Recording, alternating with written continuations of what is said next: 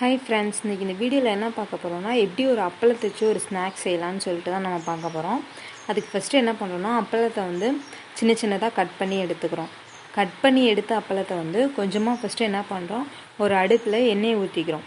எண்ணெயை ஊற்றிட்டு அந்த எண்ணெய் கொஞ்சம் சூடானதுக்கப்புறம் அதில் நம்ம வச்சுருக்க அப்பளத்தை எல்லாத்தையும் கொஞ்சம் கொஞ்சமாக போட்டு பொரித்து நல்லா எடுத்துக்கிறோம்.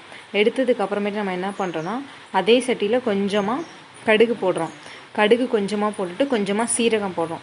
சீரகம் போட்டுட்டு நம்ம சின்ன வெங்காயம் ஒரு 4 வெங்காயம் இல்லைனா 5 வெங்காயம் சின்னதாக அரிஞ்சு வச்சுருக்கோம்ல, அதை எடுத்து போட்டு கொஞ்சம் நல்லா வதக்கணும்.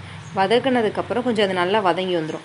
வதங்கி வந்ததுக்கப்புறம் என்ன பண்ணுறோம், நம்ம வச்சுருக்க அப்பளத்தை வந்து உள்ளே எடுத்ததுக்கப்புறமா கொஞ்சமாக உப்பையும் கொஞ்சமாக வந்து நம்ம அதில் கொஞ்சமாக உப்பையும் கொஞ்சமாக மிளகாப்பொடியும் போட்டு நல்லா கிளறணுன்னா அவ்வளோதான், நமக்கு சூப்பரான ஸ்நாக்ஸ் ரெடி ஆயிடும். டக்குன்னு செஞ்சிடலாம்.